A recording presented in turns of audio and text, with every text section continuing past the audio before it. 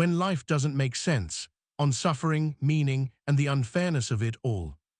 There are truths so sharp they don't ask for understanding, they demand surrender. The truth that life breaks people who didn't deserve it. That innocence is no shield. That some stories never get justice. That a child can cry out for protection and get silence. That someone can love deeply and still be abandoned.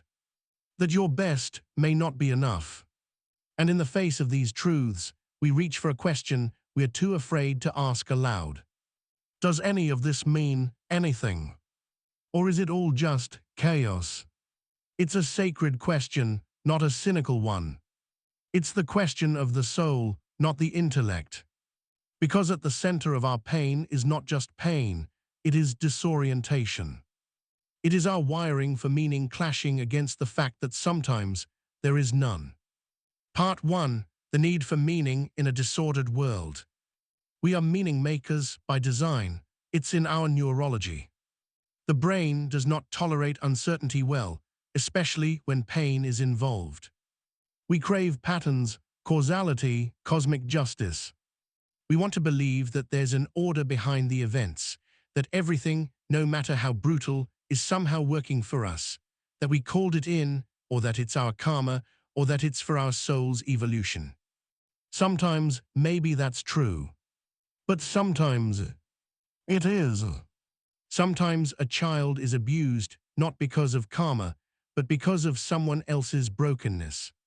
Sometimes you get fired, ghosted, cheated on, or betrayed, not because you were unworthy, but because the world is full of people who act from their wounds, not their wisdom.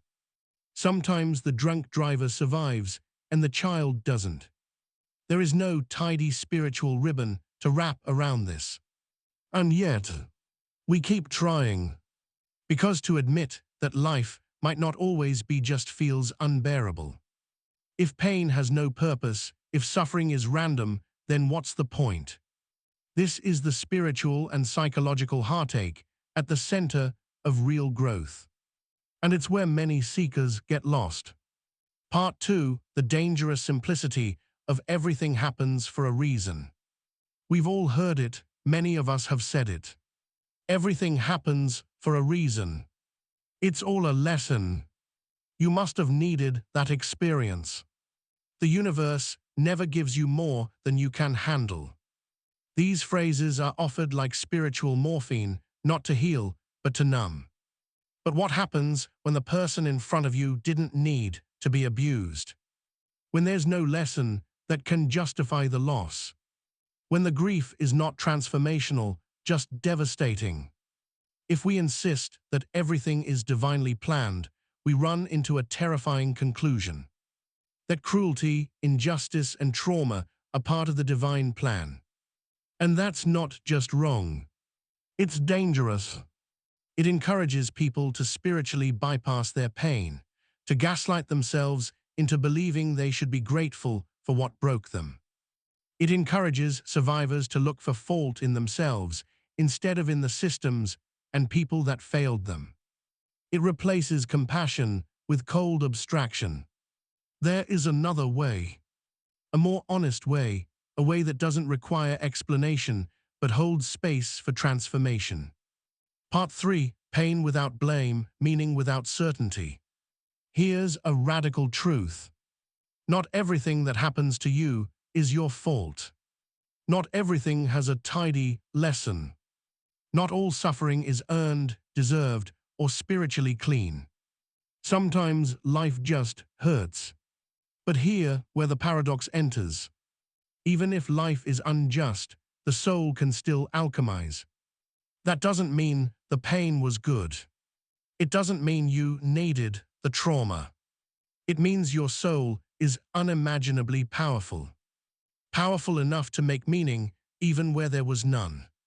That's what real spiritual maturity looks like.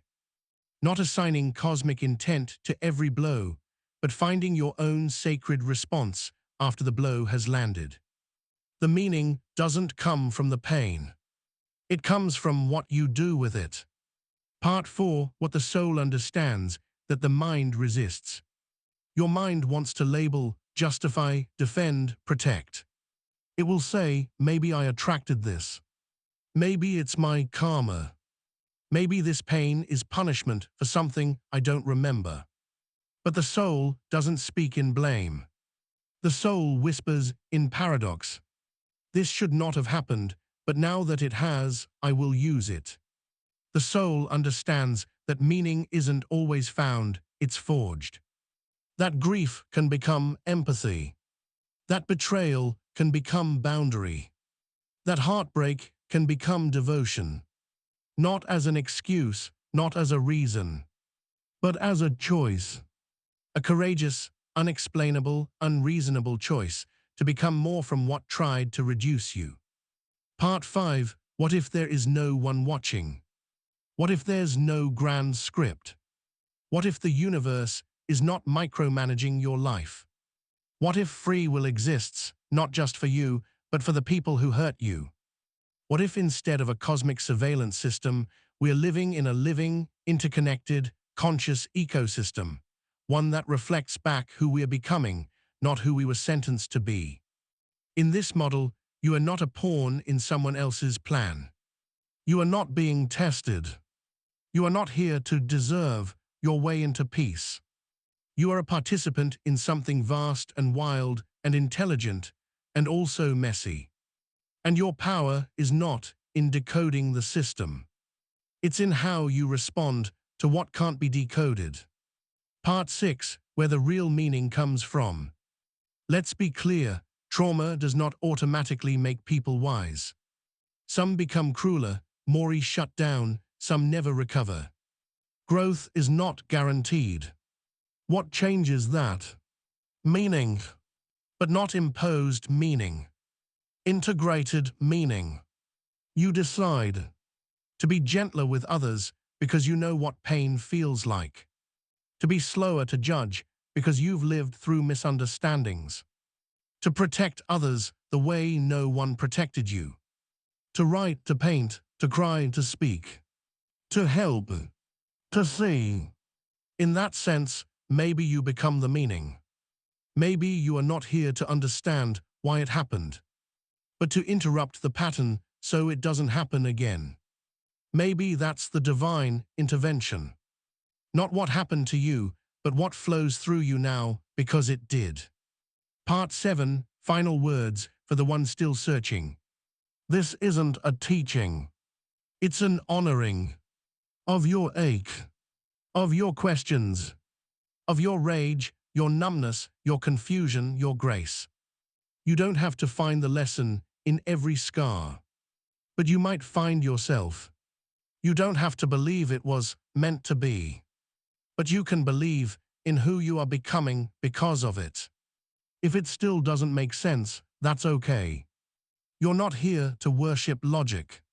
You're here to live, to walk with both wounds and wonder, to make beauty not because it redeems the pain, but because you can. That's power. That's meaning. That's soul.